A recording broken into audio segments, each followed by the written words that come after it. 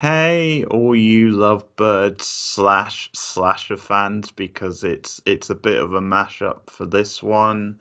So last February we did the original 1980s My Bloody Valentine. You can check out that review on the channel now, which we were both mixed on. Like, I think I had a little bit more love just because I have a bit more love for that sort of era and the Yeah. slashers that came out of it. But we were both a bit middling, where there was, stuff we enjoyed about it, stuff we weren't so keen. But I think we had roughly the same rating, 2009 remake, and it certainly fits the era where everything from the 80s was getting like remade or rebooted at this Yeah. point.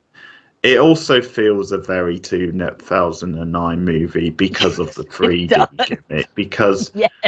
around 2009, because of the success of Avatar, everything was getting put into 3D. This actually came out a few months before Avatar, so this actually beat it to the punch. I think there were a couple of movies that technically came out before Avatar. It's just Avatar's is the big 3D movie that everybody remembers more. Roughly the same, although they definitely rejig it. They do start with a flashback scene, which is kind of in a way them doing the first movie, because they Yeah. Harry Warden so originally comes out of a coma through a mining accident. He goes nuts and starts killing people. There's a big shootout. They assume that he's dead, but it turns out he may or may not be dead. And really, the big changes in this remake is then they do expand it a bit. Like, you don't get as many scenes down the mine. You get a bit more drama in the town. There's a love triangle that's at the heart of the movie, and they just expand it a little bit, where you get some extra kills that you didn't really get in the original movie. The Axel character, played by Kerr Smith, he's like, by the time they move on from the flashback, he's now like the sheriff of the town. And you've got, there's a bit of a soapy plot, because his wife used to go out with the Jensen Ackles character. When there was a mine accident, you find out that the Jensen Ackles character, Tom, his father owns the mines, and it was actually a mistake that he made that led to the mines imploding. Then the Harry Warden guy ends up killing all the people down there, but the town basically turns on this kid for making this one mistake. And then, when he comes back 10 years later, he's come back to shut down the mines. And the town is very upset with him, because this is like their income. So you've got that kind of like, the bad boy returning home and that kind of angle. And that definitely becomes a plot point when the murders start. And, they're trying to figure out who did it, and is it Harry Warden come back to life, and is this kid Tom somehow responsible for it? Yeah, I thought that and was an interesting tie-in. And I feel that's probably why Jensen Ackles is good casting for that, because he does excel quite a bit in like the sort of roguish bad boy style. Yeah. What do you think about My Bloody Valentine 2009/3D? Okay, so while this 3D shtick did get a little annoying after a while, I actually kind of enjoyed this film. Like, it wasn't fantastic. It's definitely not the best slasher I've ever seen. And there's some weird issues with pacing in this movie, especially at the beginning. I found the beginning sequence was really odd and really rushed, and they didn't really spend much time on development.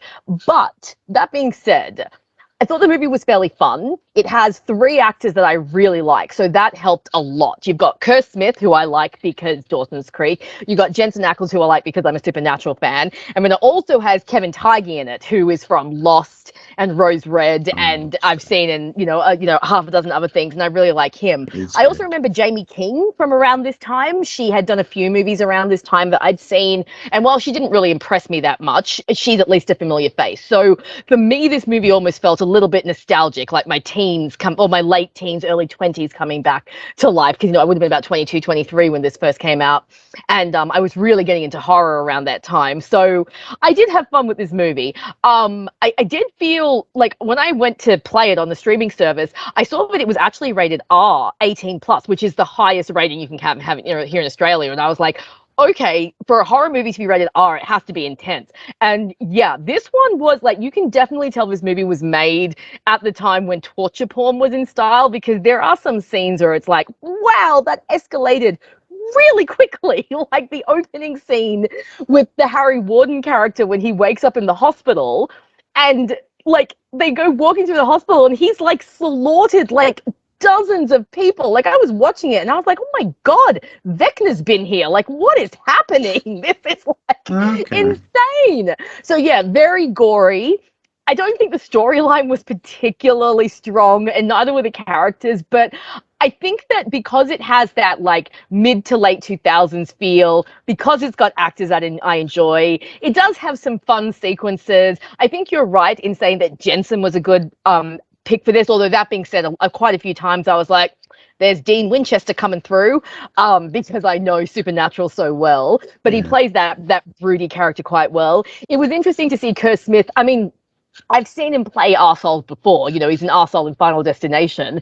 But because the character I most associate him with is Jack McPhee from Dawson's Creek, it's always fun to see him play a character that's like so not Jack, like his character in this is like a real jerk. He's cheating on his wife. He's got a bit of an ego problem. He gets jealous easily. He's got this horrible line right in the middle of the movie where he's like getting up in Jensen Ackles' face about something. He's all like, that's my wife who I share a bed with, who I have sex with. And I was like, really, dude? That's just something that you just say to people. Like, okay, that's fine. Whoever wrote this. Well, plus it makes him a hypocrite because he's cheating on her anyway. So exactly. And I have to say, the whole annoying husband who's cheating on his wife but being an arse about it is a little bit old. But again, this movie was made in 2009, so it might just be that trope is just getting old by today. But no, I had fun watching this film. It kept me engaged. I think Steven put it best. He said this feels like a solid B-grade slasher, and I'm like, yeah, that's pretty much how you would describe it. It's not anything spectacular, but you've definitely made me watch worse horror films than this. So I did actually quite enjoy it. I'd never seen this before. This was my first time watching this film. Yeah, same with me. I disagree. I thought this was absolutely shit. Now, I said with the original movie, I said it was like a cross between Happy Days with a slasher. Now, and so I'm gonna say this one feels like a slasher mixed with like Dawson's Creek, an episode of Dawson's with a CW Creek. show, and that's not what I want from a slasher movie. So that's bad for the start, but. I have a lot of problems. First of all, actually, you missed out the best bit of casting, which is Tom Atkins, the Halloween priest. Yes, I saw him and I was like, oh my god, it's blonde Tom Selleck. yeah, creepy Tom Selleck. Yeah, action star Tom Selleck. Yeah. Also, Maniac Cop, which I love. So he's a bit of a staple of 80s like horror movie, but yeah. So he's in there as well, which was great. But I'm going to start by talking about the 3D gimmick because this suffers from the Jaws 3D syndrome, and it's the feel of a movie that only exists to work the gimmick in rather than it existed. They had the idea. I mean, obviously it's a remake, so you don't have to come up with that much of an idea, but it feels like it exists because of the 3D gimmick rather than it's a movie and we think we can work 3D into it as a thing. Because from the opening shots, like that newspaper headlines and the style of that opening, like you've got big bold letters flying all over the screen, and you just get these random moments that just take you out of the movie where it's a bit like, and we can talk about this scene, but the motel room with her when they're having sex, and Yeah, I've she's. got some issues with that. Oh, I'm not surprised, but with her, just for ages, she's just staring up at the camera and giving us a shot of the big breasts, and it just goes on for ages. And once again, that's a 3D like moment. That's a gimmick of the 3D. And there's most of the kills are like that. That's why I don't Yes, really enjoy the kill sequences. I agree. I think the kill sequences are really repetitive. And they just feel like they're there because it's shot in 3D rather than doing inventive type kills. Yeah.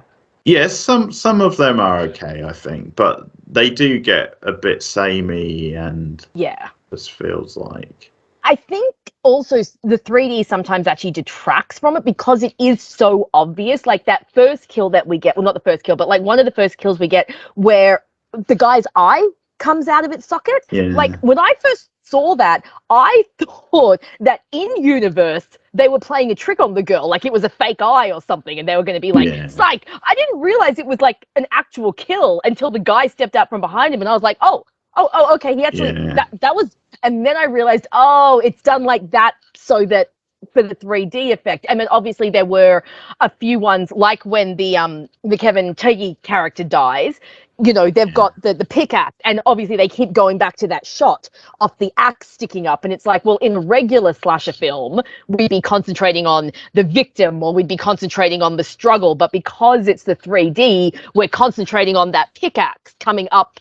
And, you know, when you're watching it at home and you don't have 3D glasses on, it just comes across as like really out of place. Like all of a sudden you have these things that are like, you know, sticking right up into the camera, and it just doesn't. I feel like they should have done 2 cuts of this movie. We should have had a cut that was done for 3D and was released to the cinemas, and then a cut that was done for home video, you know, that maybe took out some of those 3D angles, because I do agree the 3D stuff, it really did detract from the movie at times. And unfortunately, it took you out of the movie watching experience, which is not what you want when you watch a movie. You want to be caught up in it. You don't want to suddenly have a moment that makes you go, oh, we're suddenly not in the scene anymore, because it just feels too unrealistic. Yeah, and I will say that death you just mentioned probably is one of the better deaths in the movie, but it just has that unfortunate thing because the 3D once again ruins it a little bit. In 3D, it doesn't really suit it, and especially if it feels like it's something that wasn't made for 3D. If they just fitted it on later because they felt, well, it's the trend at the moment type thing. I'm not a massive fan of 3D in general. For me, the 3D glasses tend to hurt my eyes, so I don't like to wear them while I'm watching movies. And I honestly don't think that 3D movies at the cinema work well. Like if you go to a specific place, like an IMAX theater, or you go for, like when we went to Madame Tussauds in London, we went and saw a 3D movie there, but they are specifically set up so that the 3D actually looks 3D. Like we saw like some short, I don't know, it was like an X-Men animated thing. And, you know, when Wolverine's claws came out, it actually felt like they were coming out of the screen. But that's because that place is set up for 3D. Whereas your average movie theater is not really, you know, they have to get those glasses and then they have to get a special projector. And it doesn't always work well. And for me, 3D just comes across as kind of a gimmick. And I'm like, if you need that gimmick to make your movie work, what's wrong with your movie in the first place? Like, it just, for me, it doesn't add anything to the movie, really, ever, if I watch it in 3D. Like Avatar in 3D, for example, like you mentioned that, I don't think would be any better than normal Avatar. So for me, 3D just doesn't work that much. Because that's actually the example people cite as like the exception rather than the rule. Because obviously Cameron did make that to be in 3D, and he did develop that technology over many years.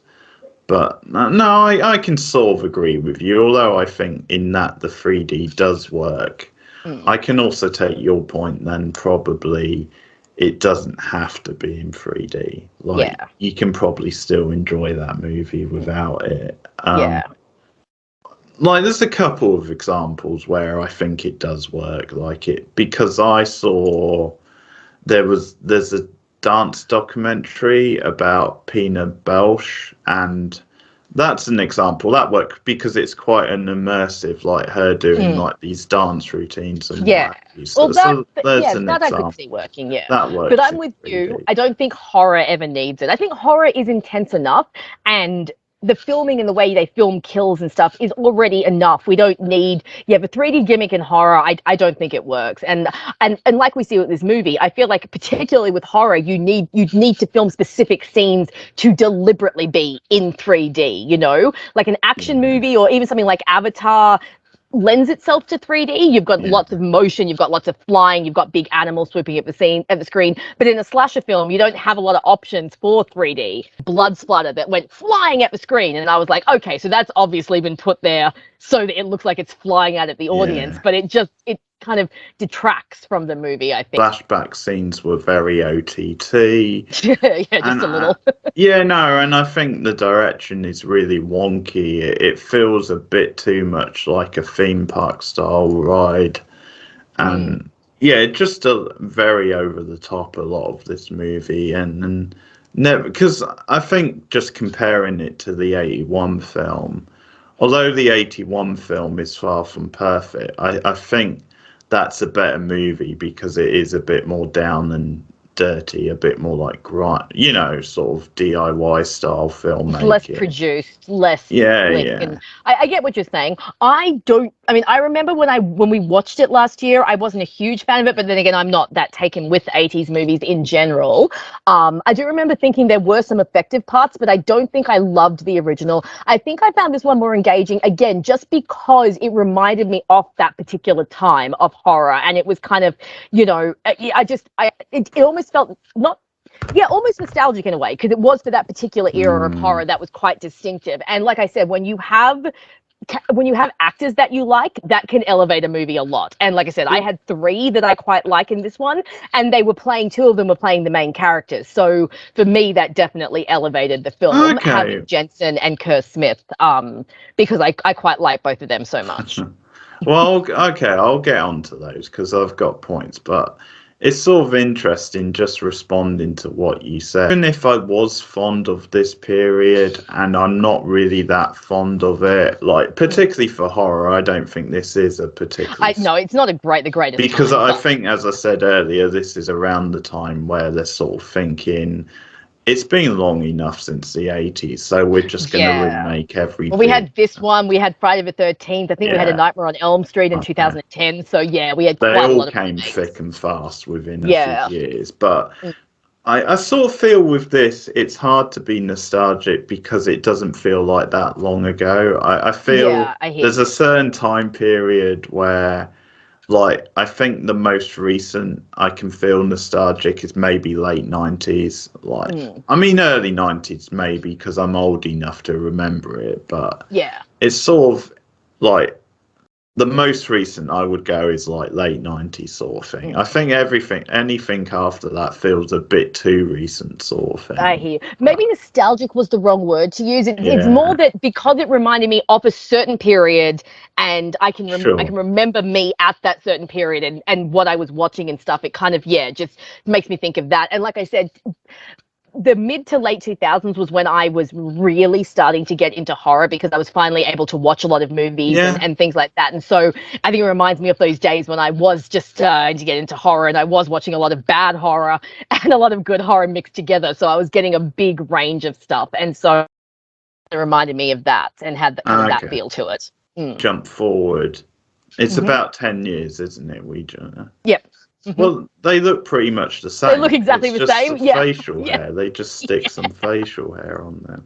Yeah, I hear what you're saying. That being said, people don't always age much. I mean, if I, like me now at 37, if I took a photo of me at 27, I probably wouldn't look that different between now and then. So you can maybe let it go. But I do know what you're saying. Like when I saw Jensen Ackles after the 10-year jump, I was like, okay, so he changed his jacket. Is that all that happened during 10 years? Like he looked pretty much exactly the same. So I definitely understand what you're saying. It doesn't look like enough time has passed. It looks like we've basically gone from like 1 year to the next year. Love triangle and all that bullshit, because it's terrible, and that's why I don't really like the movie, because so much is tied up on it.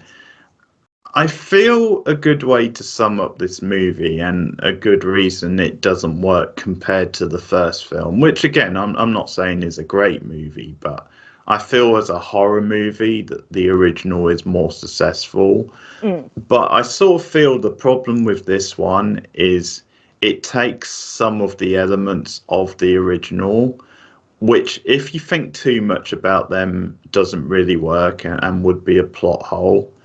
But I feel there's less of that in the original because they do make it quite simplistic, and they keep like the mindset in and stuff like that, and it's sort of that thing of less is more. But the problem with this one is they sort of take some of those elements that you might say, if they did too much with them, or if you overthink it, there's all these different plot holes.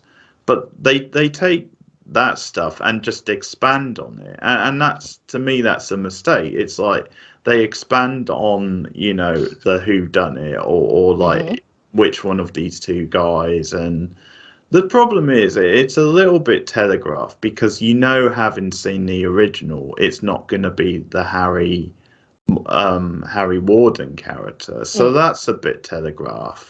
But if you haven't seen the original, you wouldn't know.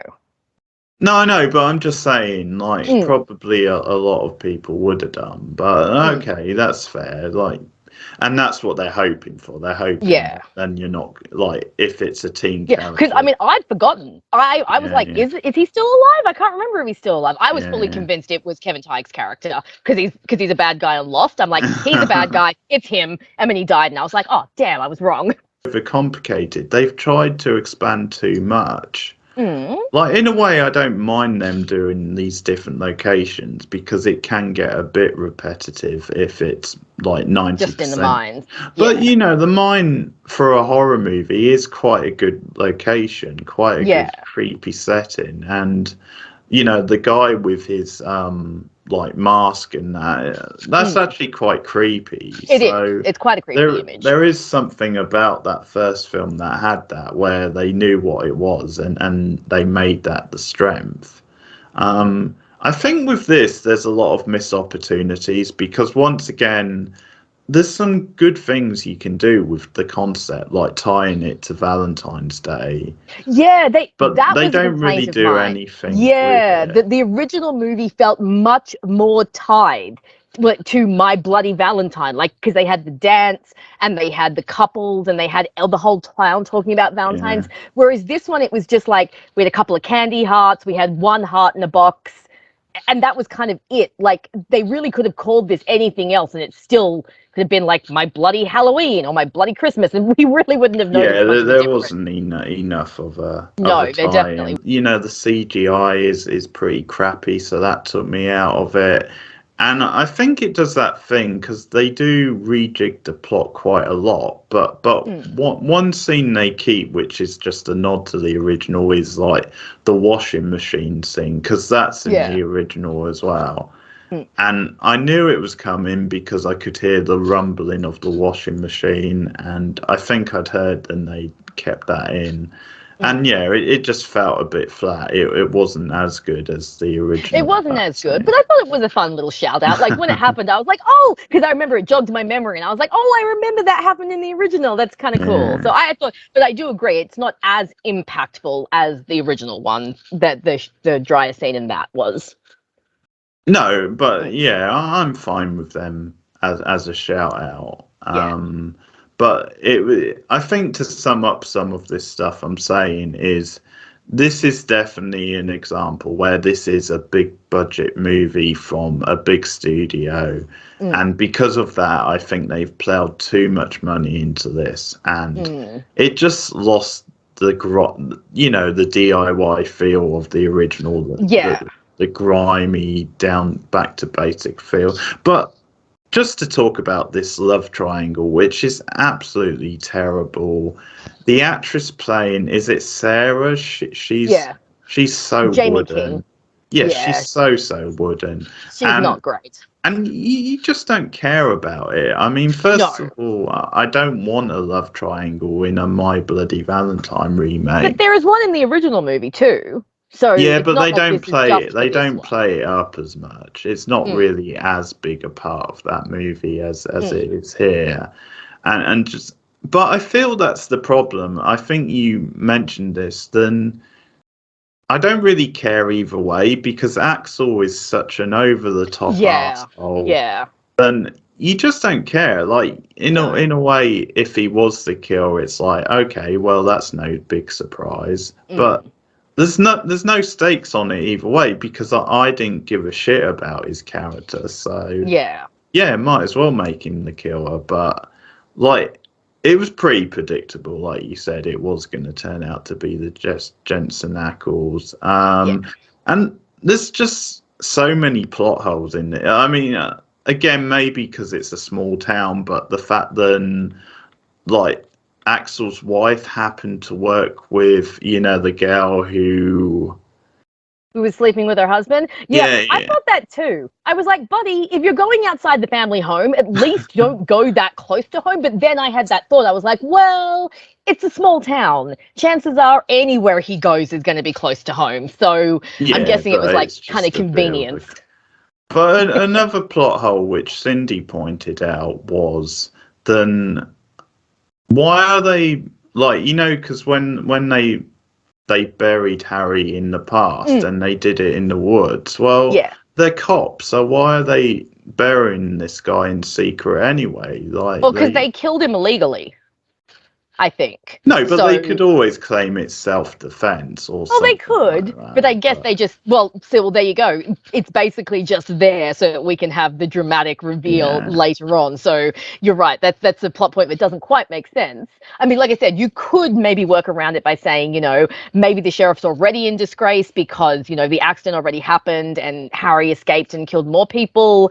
It was done in a matter that was vigilante justice and not yeah. like legally. They do say something about them all being drunk. So, yeah, I mean, you could definitely work around it, but the fact that we're having to work around it is definitely a problem in the first place. Like, we shouldn't have to sit here and have to think around, like, the plot point. It should just make sense. And this is the point I'm making about this compared to the original. It's like some of the bare bones of the plot is the same. Like you pointed out, there was a love triangle in the original. It just wasn't such a big part of it. Like the original did know what it was. It did focus on. Whereas with this, I think they want to try and convince you then there's so much tension, there's so much stakes around this love triangle. And I mean, the scene in the car as well. When you've got the wife in the car with the Jensen Ackles character. And she's on the phone to her husband. Yeah, it's and like he's warning, she's not very discreet, and he's no, she's sitting really not. right next to her. And yeah, just scenes like that were really like cheesy and over the top drama and but this isn't one of them. This is just I just want it to be a fun sort of slasher movie. And this is definitely a shallower movie. Like I said, there's not a lot of time spent on character development or anything like that. Like you said, you don't really care about these characters. Like when they start dying or when they're in dangerous situations. We're both having trouble speaking today. You don't like the scene in the grocery store with the wife and the assistant. Like that should be a really tense scene. But because you don't really care, it's just kind of like, okay. See, I had fun watching this. I didn't feel, because I don't know, I felt like the film wasn't taking itself too seriously, maybe a little bit, but not too seriously. It had a fun amount of splatter. Like I keep reiterating, when you have actors you like, that definitely elevates things for you. And I don't know, I found myself quite engaged with this. Like I said, it didn't blow me away. I don't know that I'll ever watch it again, but I didn't dislike it. And I think I actually enjoyed watching this more than I enjoyed watching the original, because it's just more my style. I don't really jive well with 80s movies. So yeah, I don't know, kind of enjoyed myself watching it. See, I thought, although I agree he's a decent enough actor, I thought Kurt Smith was miscast. I can't really explain why, but I just I kind of get it. He doesn't quite pull off the asshole jerk angry character as well. Like you said, Jensen can do that. So Jensen was quite well cast because he can do the gruff, grr, kind of angry. But yeah, I hear what you say. Like Kerr Smith doesn't quite have that. Yeah, that grr. Maybe it's because he's usually such a nice guy. But yeah, to work with that storyline, you actually need to like him quite a bit. Yeah. So you definitely could have cut out him having an affair. That went nowhere. Didn't really serve a purpose. No, because I thought at some point she would find out and it would be a whole plot point, but you just kind of find out that she kind of already knew and was just kind of letting it go. And yeah, that was a plot point that it didn't really go anywhere. Like I said, it felt a bit cliche, like the arsehole guy with the beautiful wife who was cheating on. We've been there. I just kept thinking as well, like, he's terrible at his job. Like, that too. He's such a hothead. Like immediately when he gets the Eccles character in the interview room, he, like, within seconds, he's like going for him. And it's like, in a way, if this guy is the killer, you're falling into his trap. And you're letting your emotions do the talking type thing. So. Definitely. Yeah, no, I hear what you're saying. But yeah, I don't know. I think all the stuff that you're saying, I don't disagree with. Like, I don't like you're saying plot holes. No, they're definitely there. Wooden acting, no, it's definitely there. But for some reason, it just didn't bother me that much. I just kind of enjoyed myself. But I do want to talk about the one part of the movie that did annoy me, and we're going to get a little bit serious here because I'm going to talk about a particular topic of mine that I've talked about before. But we got to talk about that nude scene because that was just so unnecessary. Just it's a weird scene. Before you get into it, and this won't surprise you, but that guy's the writer of the movie. I don't know if you knew this. Oh my god, no, I didn't, but oh my god, that explains a lot. What a shocker. That scene. First of all, look, I've used this quote before. I'm going to use it again. But to quote Jada Pinkett Smith from Scream 2, now why's she got to be naked? What's that got to do with the scene, her being butt-ass naked?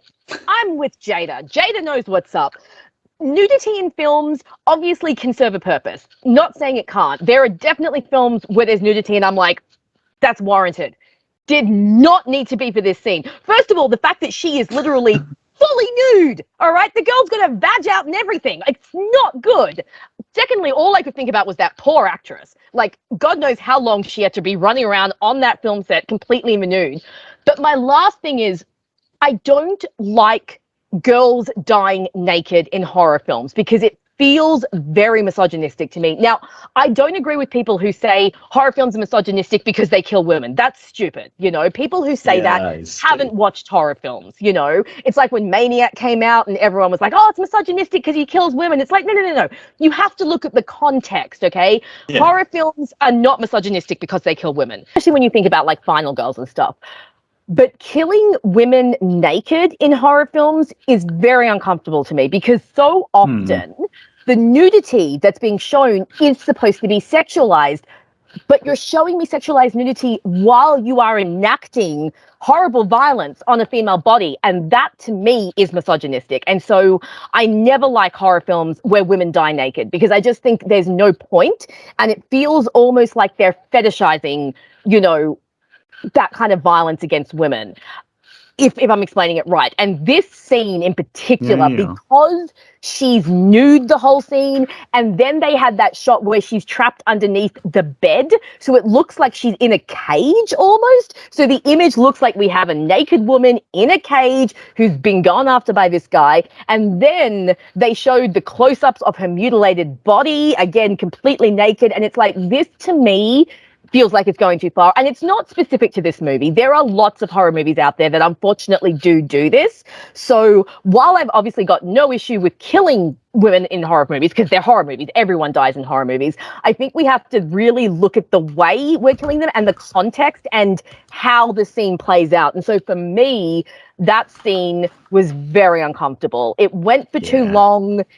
And like I said, we just don't fetishize female nudity while you're enacting that sort of violence on their bodies. If the nudity is to show how depraved the person is, or to really emphasize that the killer is disgusting or something like that, then fine, but that's not what this was, and that's not what a lot of horror movie kills that have naked women are. It feels like a fetishization of violence against women's bodies, and I just don't need that. And honestly, that's one of the reasons why I love the Scream franchise so much, is because it never does that, you know? And there's quite a few other slashers that just don't do that. So for me, and I mean, maybe I'm looking too seriously into this because this is just a B-grade slasher, but I do think it is an issue within the horror genre and has been an issue in the horror genre for a while, this killing women naked, because that to me is misogynistic. So no, I don't agree with everyone who says killing women in films is misogynistic. No, you're just being stupid and you need to watch a horror film. But doing it this way, it doesn't sit right with me. So that was, for me, that was actually my main complaint about the film, was that sequence.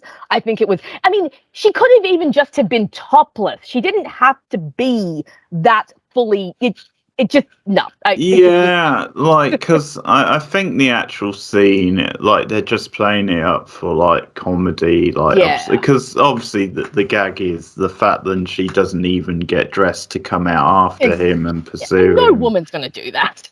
No, it's just silly. I think the defense of it would just be then this is a remake of an 80s slasher, and, you know, it's sort of funny, it's ironic that in the original we didn't really have a scene like that. So it's ironic that this one shows more flesh than that does. But I mean, I think that would be the defense of it. Then it's almost just a pastiche and they're just having a bit of fun. Because from conversations you and I have had in the past, and it's understandable because, you know, newsflash, I'm a man, not a woman, in case you were in any doubt. Really? I had no idea. Yeah, I'm dropping the bombshells tonight. I just thought you were I just thought the facial hair was really impressive.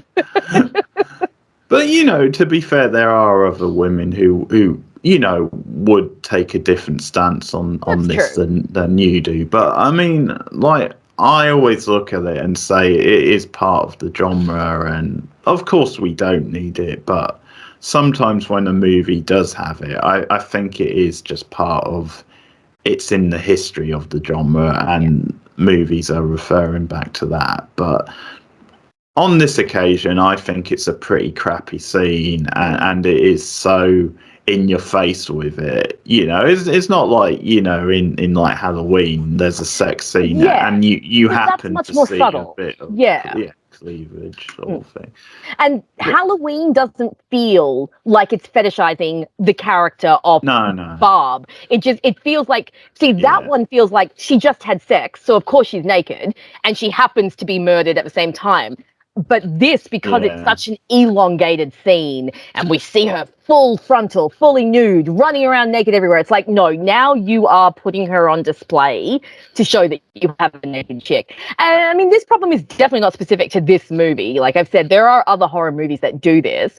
And you're right, there's definitely girls out there that might not feel as strongly about it as I do. Like, I have very strong opinions when it comes to nudity and sex scenes in movies and how they can damage actors and things like that. And just me and myself and my personal preferences, I would prefer to see a movie where everyone is fully clothed all the time.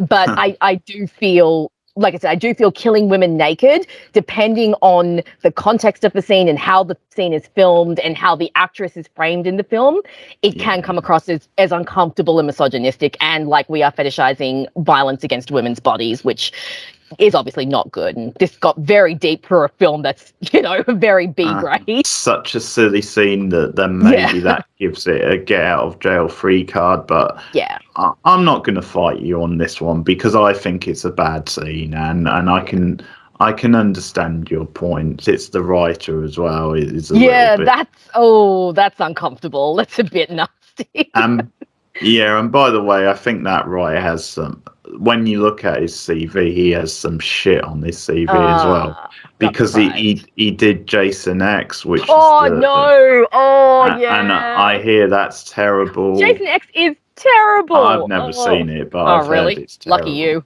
Well, we'll do them one day. But also, he did apparently a recent movie called Trick, which I've heard is bad as well. That's like a serial killer on Halloween, but I heard that was really bad. So, he's got a bit of a shitty record. Well, I mean, this film isn't exactly, the best written thing out there. In fact, like I said, I think it's got some weird issues with pacing, especially in the beginning. Because it does the opening scene, it has that credits and the big flying newspaper like you were talking about. And then we have a scene where they're like at a party and Jensen Ackles' character is there. And I thought that was the 10 years later because we'd already had the title card and everything. But then they had that scene and then they went to 10 years later. And I was like, what just happened? This is really, bizarrely paced. And even the rest of the movie was quite badly paced. Like they'd just jump from kind of scene to scene with like no kind of flow between the scenes. Again, I didn't mind it. I found it engaging, but it definitely was not put together well. Okay, that's fair. So we've covered it. So I think it's time to rate it. What would you rate My Bloody Valentine? Well, I'm obviously going to give it a higher rating than you will. I would probably give this a 6 out of 10 because I found it entertaining. Okay. I don't think it's great. I don't know if I'll even watch it again. But like I said, three actors that I really quite like, so that made it more enjoyable. It engaged me. I mean, I didn't tune out at all. I sat down on the sofa and just watched the whole thing from start to finish without getting on my laptop, which is very rare for me. And I just had fun. So, like I said, I think what Steven said to me rang true with me, which this is just a solid B-grade slasher. Nothing to write home about. But Keith, you've made me watch way worse movies than this. So I'm going to give this one a 6 out of 10. Yeah, but some of those are so bad they're good movies. So, are they? So that's, are they really? You made me watch Pieces. They aren't. Yeah, Pieces is way more entertaining than this. Stupid subplot was the dispute over the mine. Yeah.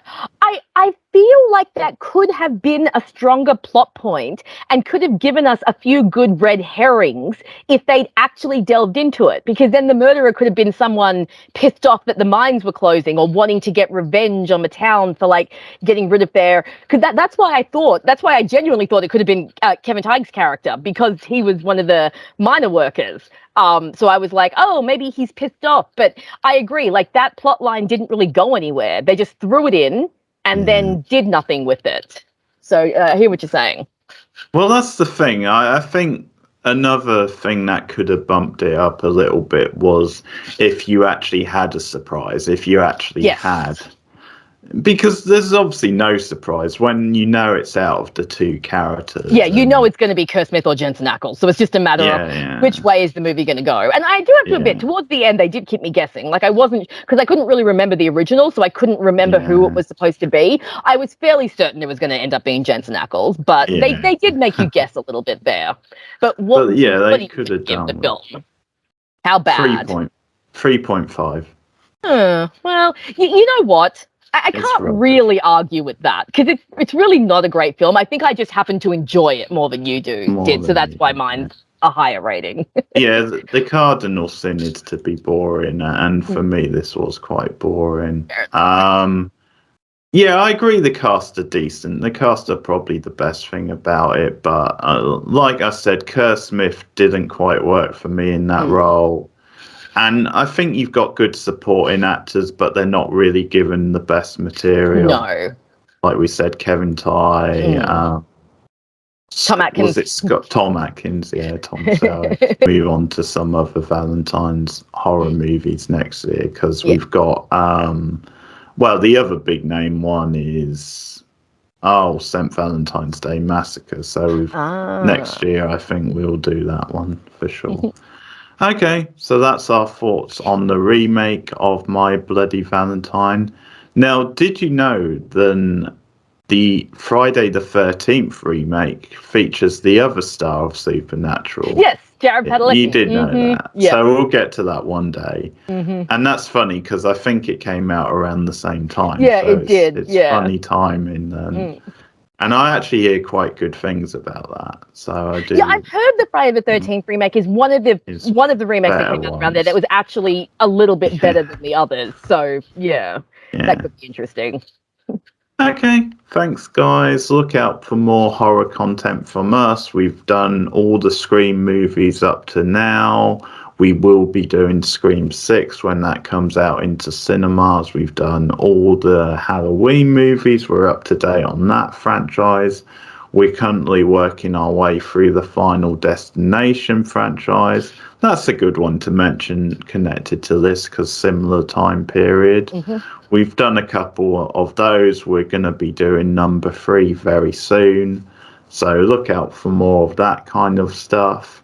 And Rachel, if you want to plug your channel. Guys, you can follow me, Rachel McDonald, video essays on TV shows and movies. I do have some horror content on there, so come check it out. And my Tumblr is also linked through my YouTube, so come follow me everywhere. Thanks, guys. Take care, and we'll see you again soon. Bye.